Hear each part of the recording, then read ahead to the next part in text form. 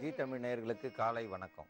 நம்ம இன்னைக்கு பார்க்க போற மருத்துவம் வந்து கழுத்து வலிக்கான மருத்துவம். கழுத்து வலி எதுக்கு வருது? கழுத்து வலின்னா இன்னைக்கு தொலைபேசியை பேசிக்கிட்டே போறாங்கன்னு கைபேசி இருக்கு. இன்னைக்கு இல்லை அந்த செல்போனை வந்து காதில் வச்சுட்டு இப்படியே வச்சுட்டு பைக்கில் இப்படி சாச்சிக்கிட்டே போறாங்க. நேராகவே ஓட்டுறது கிடையாது. இப்படியே வச்சு வச்சு கழுத்து ஒரு பக்கம் பிடிச்சிக்கிறது. சில பேர் பார்த்தீங்கன்னா எந்த நேரமும் தலையாட்டிக்கிட்டே இருப்பாங்க. ஆட்டிக்கிட்டே இருக்கும்போது அந்த கழுத்து சுளிக்கிறோம். சில பேர் படுக்கும்பொழுது தலையணையை வந்து வச்சிருப்பாங்க. தலையணையை ஒரு பக்கத்தில் வச்சு படுத்துப்பாங்க, ஒரு பக்கம் தலை தொங்கிக்கிட்டே இருக்கும். அப்போ வந்து கழுத்து வலி வந்துடும்.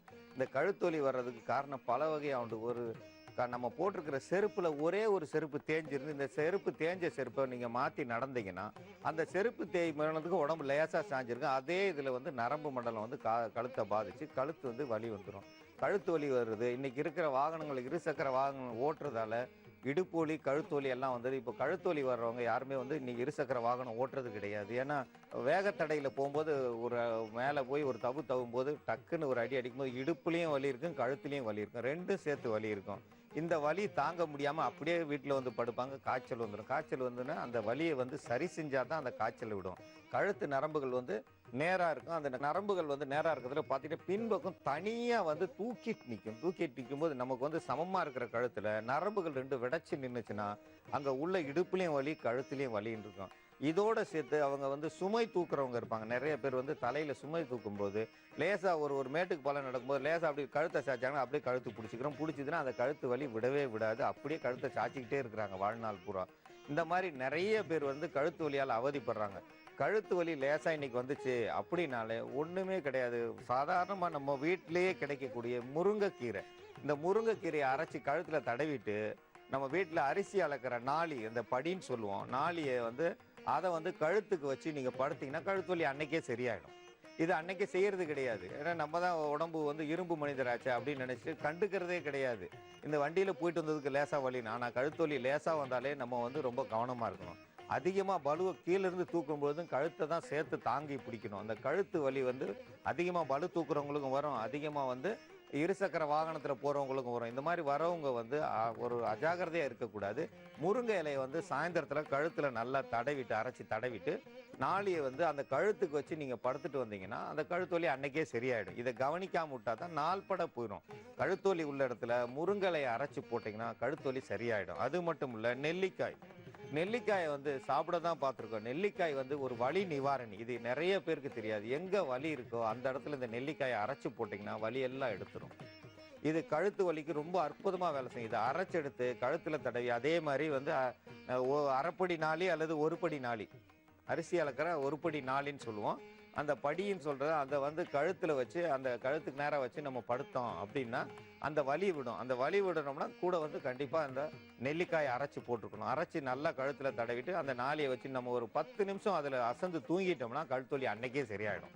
எத்தனை நாள் கழுத்து வலியா இருந்தாலும் சரியாயிடும். அப்போ கழுத்து வலி சரியாகணும்னா அந்த நெல்லிக்காயை பயன்படுத்தணும் அல்லது நம்ம முருங்கைக்கீரையை பயன்படுத்தணும். இதை ரெண்டையும் சேர்ந்து பயன்படுத்தினா இன்னும் அற்புதமா வேலை செய்யும்.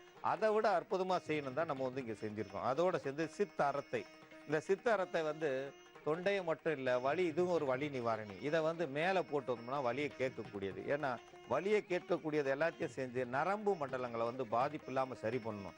இந்த சித்தரத்துக்கு வந்து நார்ச்சத்து அதிகம்னா இதை சாதாரணமாக உடைச்செல்லாம் பிச்சு எடுக்க முடியாது. இதனுடைய நார் வந்து நரம்பு மாதிரி இருக்கும். இதை நரம்பு பிச்சோம்னா இது திருகுனாலும் ஒடிஞ்சாலும் இதில் வந்து உள்ள நார்ச்சத்து அதிகமாக இருக்கும். இந்த நார்ச்சத்து அதிகமாக இருக்கிறதால இதனுடைய வாசமும் எல்லாம் சேர்ந்து நரம்பு மண்டலங்கள் புடைச்சிருந்தாலும் அந்த வீக்கத்தை வத்த வச்சு வலியை குறைக்கக்கூடியது. கிராம்பு, இது ஒரு வலி நிவாரணி. அது வந்து வாய்க்குள்ளே வச்சோம்னா பல்லுக்குள்ளே இருக்க சொத்தையை சரி பண்ணும். இதை அரைச்சி நெத்தியில போட்டோம்னா தலைவலி சரியாகும். இதை அரைச்சி கழுத்துல போட்டோம்னா கழுத்து வலி சரியாகும். இதை அரைச்சி அடி வயிற்றுல தடவும்னா அடி வயிற்று வலி சரியாகும். இதை உள்ளுக்கு சாப்பிட்டோம்னா கர்ப்பப்பை சுத்தமாகும்.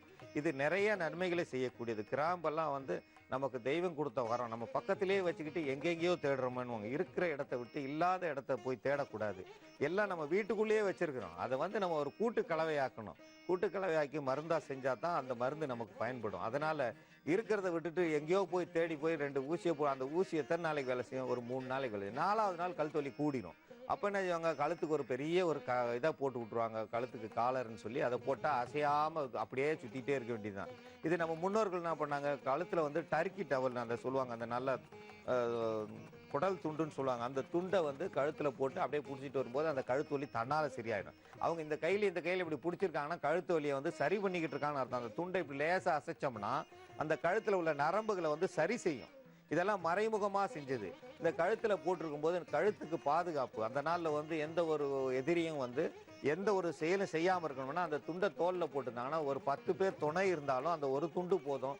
10 பேர் எதிரி இருந்தாலும் ஜெயிச்சுட்டு போயிடுவாங்க. அந்த துண்டை வச்சு எத்தனை அருவா வெட்டு வந்தாலும் வெட்டே விழுகாது. கழுத்துலயோ உடல்லே வெட்டுப்படாது. அந்த அளவுக்கு அந்த துண்டை வச்சு உடலை பாதுகாத்துட்டு போயிடுவாங்க. அதுக்கு தான் அவங்க துண்டை போட்டிருந்தாங்க. தலையில கட்டினா வெயில பாதுகாக்கும், கழுத்துல போட்டா கழுத்தை பாதுகாக்கும் அந்த துண்டு. அதனால தான் துண்டை போட்டாங்க. அது மட்டும் இல்ல மிளகை வந்து நம்ம சாப்பிட்றோம். மிளகினுடைய காரத்தன்மை வந்து நரம்புகளை வந்து புடைக்க செய்யும், நரம்புகளை வந்து பலப்படுத்தும். அதனால தான் மிளகை சேர்த்துறோம். இந்த மிளகோட சேர்த்து நல்லெண்ணெய் நம்ம வந்து நல்லெண்ணெயை பயன்படுத்துகிறோம். இந்த நல்லெண்ணெயை பயன்படுத்தும் போது நரம்புகளுக்கு உள்ளே போகணும், தோலுக்குள்ளே போய் நரம்புல வேலை செய்யணும்னா நல்லெண்ணெயை பயன்படுத்தணும். தோலுக்கு வெளியில் வேலை செய்யணும்னா தேங்காய் எண்ணெயை பயன்படுத்தணும். தேங்காய் எண்ணெய் என்ன செய்யும்? தோல் துவாரங்களை அடைக்கக்கூடியது. நல்லெண்ணெய் வந்து தோல் துவாரங்களை திறக்கக்கூடியது. அதனால தான் என்ன செய்வாங்க, நல்லெண்ணெயை தேய்ச்சா அதிக அளவு குளிர்ச்சி ஆகிடும். அதிக அளவு குளிர்ச்சியானா நம்ம நரம்பு சுருளும். ஆனால் இது நம்ம சூடான பொருட்களை இதோட சேர்க்கும் பொழுது, இதோட சேர்ந்து நம்ம சரி செய்யும் போது கழுத்து வலியை சரி செய்யும். ஏன்னா நரம்புகளில் வந்து சுருண்டு கிடக்கிற நரம்புகளை வந்து மீண்டும் சரி செய்யணும்னா நல்லெண்ணெயை பயன்படுத்தணும். நல்லெண்ணெயை பயன்படுத்தி இதோட மருந்து கலவையாக பயன்படுத்தும் போது கழுத்து வலி சரியாகும். நீங்கள் இருசக்கர வாகனத்தில் போகும்போது கண்டிப்பாக வந்து ஒரு சாய்ச்சிக்கிட்டே ஓட்டாதீங்க. ஒரு பக்கமாக சாஞ்சி உட்காந்துட்டு ஓட்டுறவங்க அந்த உட்காந்துருக்கிற அந்த இருக்கையில் வந்து நேராக உட்காரதே கிடையாது. ஏன்னா அங்கே வந்து கீழே வந்து மூலம் இருக்கும். மூலம் இருக்கிறதால அவங்களால உட்கார முடியாது. அப்போ ஒரு தொடையிலேயே உட்காந்து ஓட்டி போவாங்க. இப்படி ஒரு பக்கமாக சாய்ச்சிட்டு போகும்போது இந்த பக்கம் கழுத்து பிடிச்சிக்கிறோம். இந்த கழுத்து பிடிச்சதோட சேர்த்து கழுத்து வலி வந்துடும். நம்ம என்ன செய்வோம், உடலில் வந்து மூலம் இருக்குதுன்னு இவன் ஒரு சாய்ச்சி போடுறதால அவங்களுக்கு கழுத்து வலி வருது. அதேமாரி போய்கிட்டே இருக்கும்பொழுது அந்த கைபேசியை வந்து கையில் வச்சு காதில் வச்சு பேசாமல் கழுத்தில் சாட்சி வச்சுக்கிட்டே போவாங்க. அந்த சாட்சி வச்சு பழக்கத்தால் அது கழுத்து சாஞ்சிட்டே போயிடுது. அந்த கழுத்தை நிமித்து வச்சாலும் நிமிர மாட்டுது. அந்த நிலைக்கு ஆயிடுறாங்க. அந்த மாதிரிலாம் கண்டிப்பாக பேசாதீங்க. நீங்கள் பேசணுமா கையில் வந்து காதில் வச்சுக்கிட்டே நீங்கள் போங்க. அப்போ கழுத்து வலியே வராது. இந்த கழுத்து வலி சரியாகணும்னா இந்த மருந்தை நம்ம தயாரித்து கழுத்துக்கு போட்டுட்டு வந்தோம்னா கழுத்து வலி சரியாகும். இந்த கழுத்து வலி மருந்தை நம்ம இப்போ கழுத்து வலிக்கான மருந்தை இப்போ பார்க்க போகிறோம். கழுத்து வலியை வந்து சரி செய்யணும்னா முருங்கைக்கீரையை இப்போ அரைச்சி எடுத்து வச்சுருக்கோம். முருங்கைக்கீரையை வந்து ஒரு 20 மில்லி அளவுக்கு அரைச்சி எடுத்து வச்சுருக்கோம். முருங்கைக்கீரையோட கொஞ்சம் சிறிது தண்ணியை விட்டு அரைச்சா தான் அரைக்க முடியும், இல்லைன்னா அப்படியே இலையாக இருக்கும். இதை வந்து காய்ச்சும் பொழுது இதனுடைய தண்ணியினுடைய தன்மையை வெளியேற்றுவோம். அதனால் கொஞ்சமாக தண்ணி விட்டு ஒரு 20 மில்லி அளவுக்கு அரைச்சி எடுத்துக்கோங்க. ஒரு நெல்லிக்காய், பெருநெல்லிக்காயை நம்ம அரைச்சி எடுத்துருக்கோம். இந்த பெருநெல்லிக்காயில் கொஞ்சம் சிறிதளவு நீர் விட்டு நல்லா அரைச்சி எடுத்துக்கோங்க. அந்த நீர் விடாமல் அரைச்சோம்னா அந்த கல்லோடு ஒட்டிக்கிறோம். அதனால் கொஞ்சம் சிறிது நீர் விட்டு அரைச்சி எடுத்துக்கிறோம்.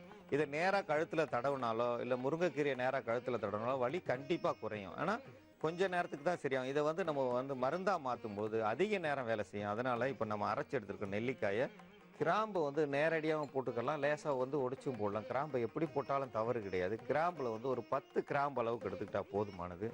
10 கிராம்பு அளவுக்கு எடுத்து லேசாக வந்து நுணிக்கிறோம்.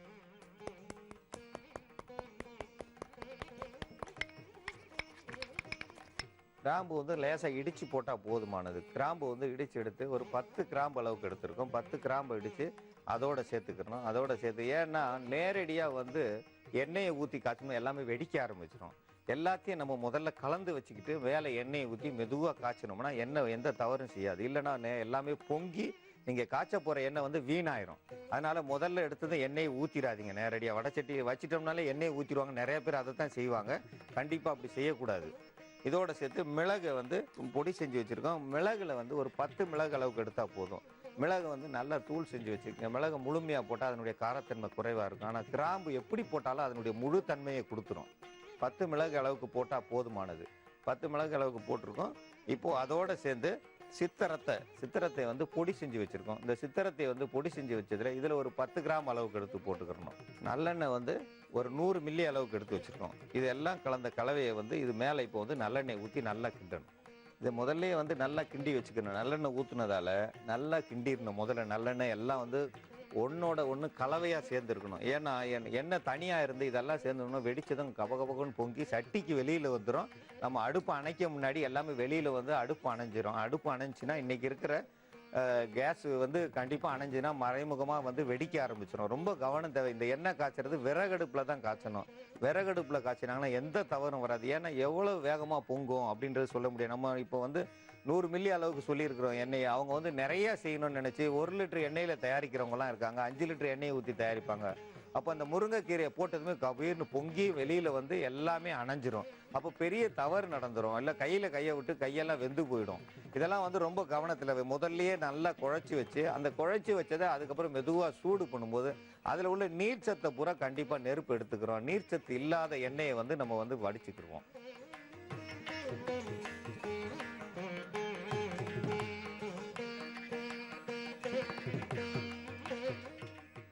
இதை வந்து எண்ணெய் காய்ச்சிக்கிட்டு இருக்கும்போது முகத்தில் கண்ணில் வந்து தெரிச்சிடும். கண் பார்வையை வந்து கெடுத்துரும். ஏன்னா அந்த அதில் உள்ள ஈரத்தன்மை கொஞ்சோண்டு தண்ணி விட்டோம் பார்த்தீங்களா, அந்த தண்ணியும் எண்ணெயும் ஒன்றும் சேராது. அது காய்ச்சும் போது பட்டுன்னு வெடிக்கும். அதனால தான் மொத்தமாக கலந்துக்கிற சொல்கிறோம்.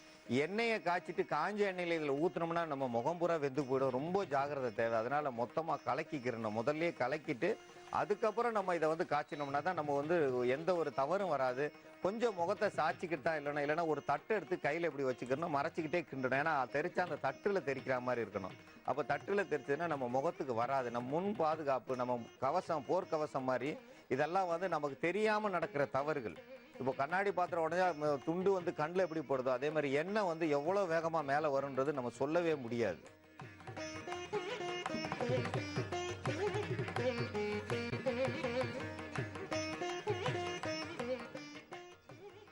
வந்து நல்லா காய்ச்சி எடுத்திருக்கும். இந்த காய்ச்சி எடுத்ததுல வந்து பாதி எண்ணெயா குறைஞ்சிருச்சு.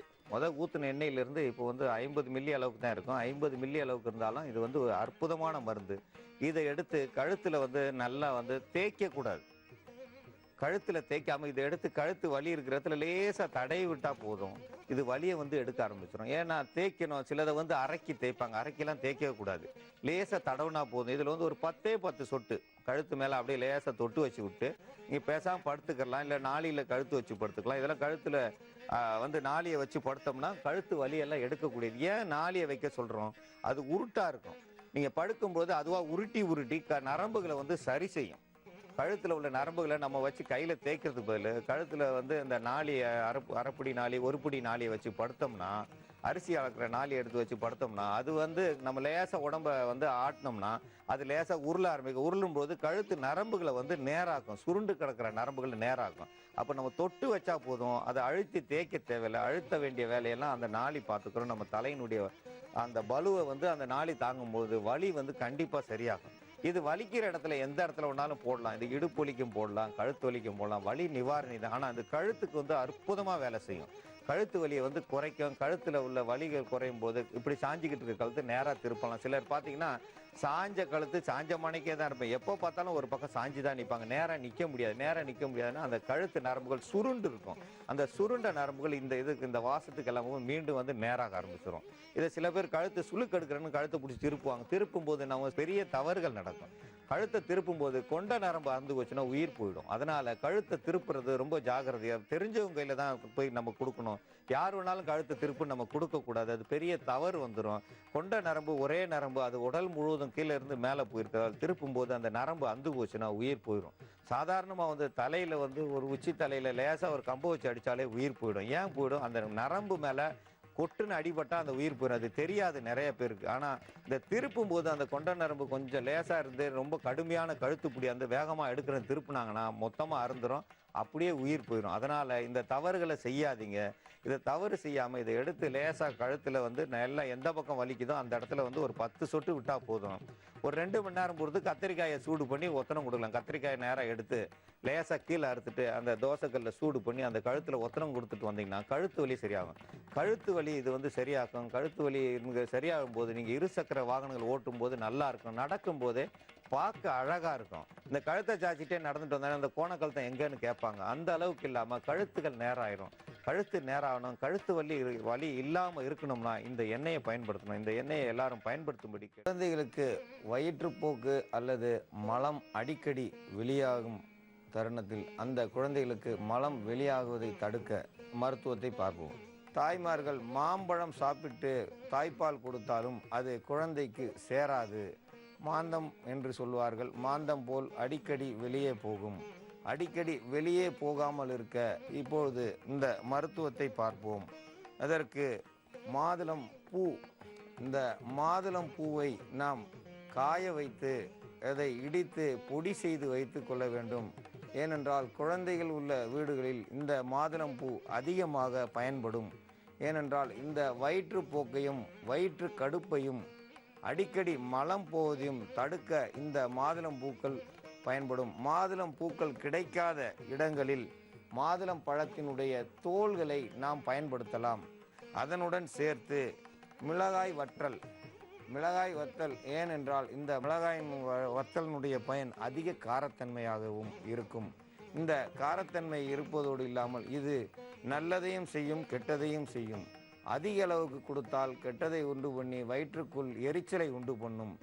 குறைந்த அளவு கொடுத்தால் இது மருந்தாக மாறும். அடிக்கடி மலம் போகும் குழந்தைகளுக்கும் இந்த மிளகாயினுடைய காரத்தன்மை உள்ளே உள்ள நாக்குப்பூச்சி, சிறு புழுக்கள், குடலில் உள்ள புழுக்களை வெளியேற்றும். இந்த மிளகாய் வற்றல், நெய் இதனுடன் சேர்க்கிறோம். நெய் சேர்க்கும்போது வயிற்றுக்குள் புண்ணாக இருந்தால் இந்த நெய் ஆற்றிவிடும். இந்த புண் போல் இருக்கும் குடல்களில் குழந்தைகளுக்கு தெரியாது. அதனால் அடிக்கடி மலம் வெளியேறி கொண்டே இருக்கும். மலம் வெளியேறி கொண்டே இருக்கும்போது இந்த நெய்யை பயன்படுத்த அந்த மலம் அடிக்கடி போவதை தடுக்கலாம். இதற்காக பனை வெல்லம் சேர்க்கலாம், அல்லது மண்டை வெல்லம் என்று சொல்வார்கள், கரும்பு வெல்லம், கரும்பு சர்க்கரை என்பார்கள். இந்த வெல்லத்தையும் சேர்க்கலாம். உங்கள் வீட்டில் கிடைக்கும் எந்த வெல்லமாக இருந்தாலும். ஏனென்றால் குழந்தை அடிக்கடி வெளியே சென்று மலத்தை வெளியே கழிப்பதால் அதற்கு நோய் உண்டாகும், காய்ச்சல் உண்டாகும். நடக்க முடியாமல் தவழ்ந்து கொண்டிருக்கும் குழந்தை தவக்கவும் முடியாமல் படுத்த இடத்திலே இருக்கும். இந்த நிலைக்கு வராமல் தடுக்க இந்த வெல்லத்தையும் இதனுடன் பயன்படுத்த வேண்டும். இந்த மருந்து தயாரிக்கும் முறை: இந்த மாதுளம் பூவை காய வைத்து பொடி செய்து வைத்துள்ளோம். மாதுளம் பூவை காய வைத்து பொடி செய்து வைத்துள்ளோம். இந்த பொடியை பயன்படுத்த வேண்டும். ஒரு பூ அளவுக்கு போதுமானது. ஒரு பூ என்றால் மாதுளம் பூ, இது பிஞ்சு பூவும் ஒன்றுதான். இந்த அளவுக்கு எடுக்கும் பொழுது இது 3 குழந்தைகளுக்கு வரும். அதனால் இதை காய வைத்து பார்க்கும்போது 2 சிட்டிகை அளவுக்கு நாம் எடுத்துக்கொண்டால் போதுமானது. 2 சிட்டிகை அளவுக்கு இந்த மாதுளம் பூவை காய வைத்து எடுத்த பொடியையும், மிளகாய் பொடி 1 சிட்டிகை அளவும், நெய் 1 ஸ்பூன் அளவும், வெல்லம் தேவைக்கேற்ப சேர்த்து கொள்ளலாம். இதை குழைத்து குழந்தையின் நாக்கில் தடை வர வயிற்றுப்போக்கு, வயிற்று கடுப்பு என்று சொல்வார்கள், அடிக்கடி மலம் கழிக்கும் குழந்தைகளுக்கு இது மருந்தாக பயன்படும். இப்பொழுது இந்த மருத்துவத்தை காண்போம். இந்த மாதுளம் தோலை காய வைத்து பொடி செய்ததில் 1/4 ஸ்பூன் அளவுக்கு எடுத்துக்கொண்டால் போதும். 1/4 ஸ்பூன் மாதுளம் தோல் என்றால் அதைவிட குறைவாக மிளகாய் வற்றல் அரைத்திருக்கும் தூள்களில் சிறிதளவு 1 சிட்டிகை அளவு சேர்த்தால் போதுமானது. சரிக்கு சரி கண்டிப்பாக போடக்கூடாது. மாதுளம் தோல் 5 கிராம் என்றால் மிளகாய் பொடி 1 கிராம் அளவுக்கு இருந்தால் போதுமானது. நெய்யானது கண்டிப்பாக 1 ஸ்பூனுக்கு இருக்க வேண்டும். ஏனென்றால் அந்த காரத்தையும் மாதுளந்தோலின் துவர்ப்பையும் அடக்க வல்லது இந்த நெய். இந்த பொருள்களை 3ம் கலக்கும் பொழுது இதனுடன் சேர்த்து வெல்லம் சேர்க்க வேண்டும். வெல்லம் தேவைக்கேற்ப எவ்வளவு வேண்டுமானாலும் சேர்க்கலாம். குழந்தைக்கு இந்த மருந்து கார்ப்போ, கசப்போ, துவர்ப்போ இருக்கக்கூடாது, இனிப்பாக இருக்க வேண்டும். அதனால் கண்டிப்பாக வெல்லம் கொஞ்சம் கூடுதலாக சேர்த்தால் தவறில்லை. ஆனால் மருந்து கண்டிப்பாக வேலை செய்யும். இதில் ஒரு நெல்லிக்காய் அளவு கொடுக்க இந்த குழந்தைகளுக்கு அடிக்கடி வெளியே போகும் மலத்தை கழிக்கும் குழந்தைகளுக்கு வலிகள் இல்லாமல், மலம் அடிக்கடி போகாமலும், இரத்தம் மலத்தினுடன் வெளியேறாமலும் அந்த குழந்தைகளுக்கு சுகமாகும். நம் முன்னோர்கள் சுலபமாக எல்லாவற்றிற்கும் இந்த மருந்தை பயன்படுத்துவார்கள். இப்பொழுது குழந்தைக்கு சிறிய வலி ஏற்பட்டால் மருத்துவமனைக்கு சென்றால் குறைந்தது 1000 ரூபாய்க்கு மேல் வரும். அந்த மருத்துவ செலவை குறைக்க இந்த மருந்தை பயன்படுத்தலாம். இந்த மாதுளந்தோல், மிளகாய் வத்தல், நெய், வெல்லம் இதை சேர்த்து வைத்ததால் பஞ்சாமிர்தம் போல் இருக்கும். இதை எந்த குழந்தையும் விரும்பி சாப்பிடும். இதில் உள்ளதை ஒரு குழந்தைக்கு கொடுத்தோம் என்றால், நான் கையில் வைத்திருக்கும் இந்த அளவு ஒரு குழந்தை கொடுத்தால் அந்த குழந்தை ஒரே மறுநாள் முதல் இந்த அடிக்கடி மலம் கழிக்கும் பழக்கம் நின்று வயிற்றுக்குள் புண் இருந்தாலும் மாறி குழந்தை ஆரோக்கியமாக இருக்கும். இந்த முறையை நீங்கள் கையாள வேண்டும். இது அதிகமான செலவும் வராது, குழந்தைகளுக்கு எந்த ஒரு உபாதையும் வராது. எந்த குழந்தையாக இருந்தாலும் கண்டிப்பாக கொடுக்கலாம். குழந்தைகள் மட்டுமல்ல, குழந்தைக்கு தாய்ப்பால் கொடுக்கும் தாய்மார்களுக்கு இதுபோல் 3 மடங்கு கண்டிப்பாக சாப்பிட வேண்டும். குழந்தை பெற்ற தாய்மார்கள் அடிக்கடி இது மலம் கழிப்பார்கள். ஏனென்றால் அந்த சூடு ஒத்துக்கொள்ளாது, அதனால் நடக்க முடியாமல் போய்விடும். அந்த நடக்க முடியாமல் போவதால் அந்த பெண்களுக்கு இந்த லேகியம் போல் உள்ள, இந்த பஞ்சாமிர்தம் போல் உள்ள இந்த மருந்தை நீங்கள் கொடுக்க அவர்களுக்கு உள்ள வயிற்றுப்போக்கு அடிக்கடி இல்லாமல் நல்லபடியாக சுகமாகவும் இனிமையாகவும் இருக்கும். இந்த மருந்தை சாப்பிட அவர்கள் விரும்புவார்கள். இந்த முறையை பயன்படுத்தி அடிக்கடி மலம் கழிக்காமல் இருக்க குழந்தைகளுக்கு இந்த மருந்தை கொடுக்கும்படி கேட்டுக்கொள்கிறேன். இந்த மருந்தை தாய்மார்கள் கண்டிப்பாக செய்து தாங்கள் குழந்தைகளை அடிக்கடி மருத்துவமனைக்கு எடுத்து செல்வதை தவிர்க்க வேண்டும் என்று கேட்டுக்கொள்கிறேன். ஜீ தமிழ்